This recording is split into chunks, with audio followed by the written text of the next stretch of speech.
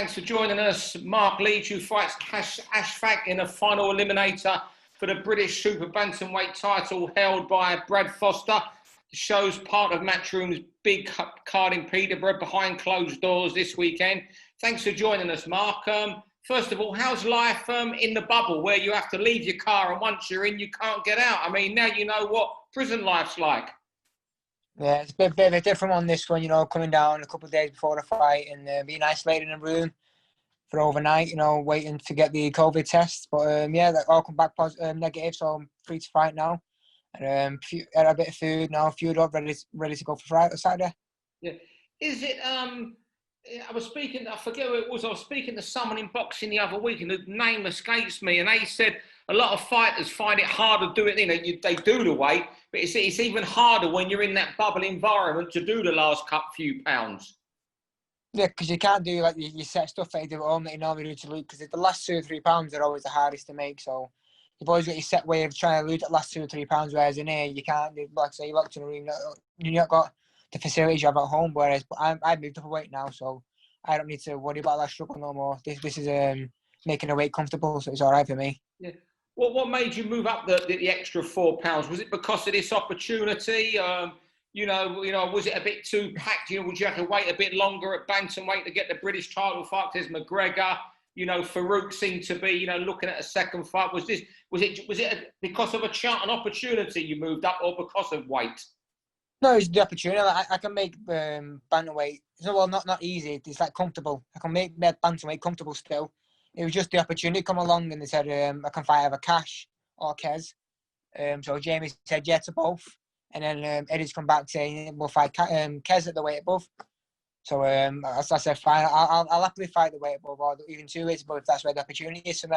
It's just trying to get out there and show what I'm about, kind of thing. But yeah, I can still make bantamweight pretty comfortable. Yeah.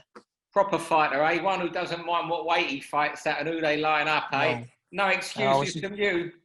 No, we aspire people having me in the gym anyway, so there's not going to be too much of a difference there, apart from we're going to be the same weight, so there's no advantages. Yeah. I mean, what's it going to be like fighting him? Because he used to spend a lot of time at your gym when he was involved with Nigel's dad, wasn't he, for a while? So you must have got to know him, not just sparring, but you must know each other pretty well. Yeah, we're friends. Yeah, there's no bad blood in it. It's business at the end of the day, and I've got to feed my family, and he's got to feed his. So yeah, we did a few rounds. It was a couple of years ago, I think, quite a while ago. So I can't take too much from the spar, because like I said, it was days ago. He's moved gym from now, so he might have picked up a few tricks from his new gym. I picked up a few tricks on the way from now. So yeah, it's just we know the fundamentals of each other. That's what it is. We both got a similar style, so. It's whoever's trained the hardest and got the game plan to a T, and I reckon mine, Jamie's and Nigel's game plan is to a T. So yeah, that's what's going to persuade them in my favour. You're dismissing the sparring because you may have got the better there, but you're putting that to the back of your mind, obviously. Yeah, it was a couple of years ago, so anything can happen in a few years. Like I say, he's moved gyms. It might change his style now altogether. So I don't know that, but. Yeah, I'm just expecting a sharp, tricky Qais, like I used to, yeah, but with a bit more tricks up his sleeve. So I'm going to be aware, I'm going to be alert, and yeah, I'll deal with whatever gets put in front of me, whatever he tries to throw at me.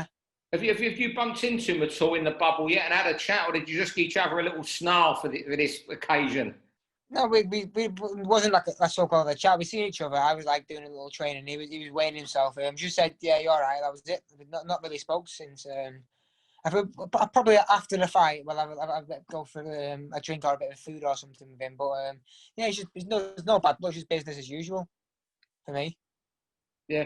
So while you've been in that bubble there, what have you done in the 36 hours you've been in there? Have you just sat in your room by yourself, or have you're allowed to go and see Jamie or Nigel, or Paul Panks down with Nigel or anything like that? Yeah, not yet, because Nigel's coming up tomorrow because he's working, and Jamie's coming up Friday. So yeah, when I come up with Assam on Tuesday, yeah, the COVID test was at 12, so we had to isolate for like 14 hours. So by the time we got our results, it was the next morning.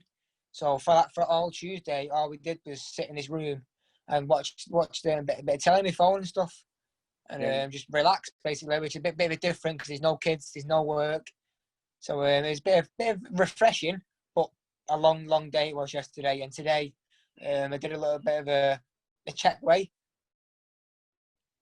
Weighed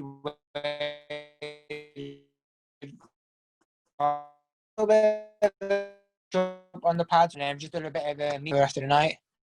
Yeah, so this is the fight that takes you to the next level, but you've been really well matched, sensibly matched throughout your career, haven't you, with a gradual step-ups by, Steve Wood and John Pegg, who makes Steve's matches. Yeah. Like I say, I tell me after Steve, he's done a lot for me over the years and got me on shows where he's probably lost money as well. But I thank him for all he's done for me. He's been a big help in my career. Yeah. So you win this Saturday night. What will you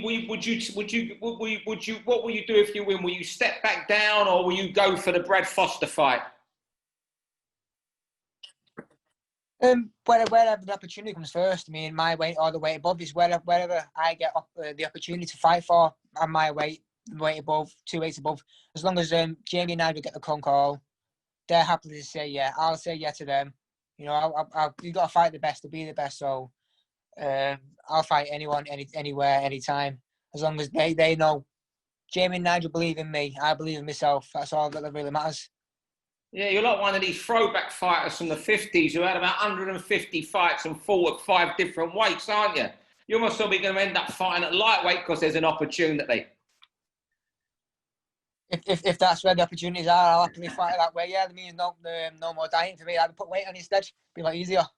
You're a typical Salford man. They're all a bit mad from Salford, and you're wanting to fight every weight. You just typify the Salford personality, I think, don't you? Yeah, well, like I say, because these two fights now for the British Eliminator, so one after this should be for a title, and with Jamie having this belt, bringing it back to Salford, that's a home from home. So that's my first goal of many, to bring that title back and then move on to the Worlds. And from there, well, yeah, that's like a little finishing touch out on the British, or starting touch, should I say? Really, well, you and Brad Foster would be a tremendous fight, I think. But let's just see if that could come off if you win on Saturday. That would be a both of the lads who have got the British belt. They're both good lads. I'm not taking anything away from them, but I just believe on my day, with the right training and the right guidance from Jamie and Nigel, I can beat anyone put in front of me. Yeah. If everyone doesn't believe that, then they shouldn't be boxing. You should be in it to be the best, not to just take part and look the part because I'm a boxer. But I want to fight the best to be the best. Yeah, there's quite. I mean, I'm not asking you to name names, but there's quite a lot of these fabricated boxers around now, aren't there? They're more than ever, it seems. But it's just what the sport is right now. Quite a few. Yeah, I'm a boxer. I know. Yeah, it's quite a few of them. And finally, before I let you go, one great fight of the weekend. I'm sure that it's a level you aspire to get to. Lomachenko and Lopez. How do you see that going? Lomachenko, for me. Straight after my fight, me and Jamie and I probably go home that night. So I'll be staying up to watch our fight. Yeah, I can't wait for it. Hopefully a few beers and celebrate in the meantime. You put on, and what will you do on Sunday morning? What food will you have on Sunday when you can scoff with the kids? You can't beat a Sunday dinner, can you? Nice little Sunday dinner around the table. Kids screaming in my ear. So yeah, back to normality then when I get home. And you'll take them out, buy about 20 quid of the sweets, but they're all for you, I bet, Sunday night watching the telly. Yeah, probably I'll do, yeah. Hopefully not on too late so they can stay up and watch, but yeah, it'd be good to be one of the first on and get in there, get the job done. And then I can chill out then, go home, watch it, see the kids, go and watch Lomachenko at the night time, enjoy myself then. Brilliant, Mark. Well, thanks for joining us on VIP TV, and I'm sure they'll get this online and plenty of people will be look at it and root for you, having listened to your refreshing outlook on what boxers should be doing today. Yeah, hopefully I get quite a few more Salford people behind me. And once the crowds are allowed back, get the tickets, get the sponsors in, everything helps. Especially at this stage of my career now, it's all about ticket sales and sponsors. If I get the right chance, I can only have to work one job then, because I've got 2 and I still do the boxing and then I work at the night times as well, so I don't get into like 3 o'clock in the morning, take the kids to school at 8. So it's a mad life, but it's the life I chose to do. What do you work as? Just just warehouse for Argos. 6 p.m. till 2 a.m. So by the time I get in bed, it's like getting a shower. It's like 3 o'clock. Up at like 7:30, 8 o'clock. Take the kids to school. I train at 12. Pick them up at 3, and then back to work at 5. Then. Yeah. So it's a bit busy day, but. You know what? It's mad. There's people watching you because you're on Sky this Saturday, and there'll be people watching thinking you're earning a fortune, won't they, Saturday night? And there's even less money during the pandemic because you're not earning fortunes. Yeah, exactly. I know that. No, definitely not. That's why I've got 2 jobs. Bills still need to be paid, kids need to be fed and looked after. So it's my job to do that for them. So right now I'm knuckling down doing 2 jobs. So yeah, hopefully this fight leads to bigger opportunities where I don't have to do 2 jobs then. But I'll take one day as it comes. Brilliant. Well, thanks for joining us, Mark, and we just wish you, everyone at VIP wishes you all the best this weekend. And let's hope that British, not too distant future, the British title opportunity lands in your lap. Yep. Cheers, mate. Thank you. It will do. Thank you. Take care. Day. For all boxing info, news, and latest interviews, amateur and pro, across the north, click and subscribe. VIP Boxing Promotions. Also, Twitter, Instagram, and Facebook.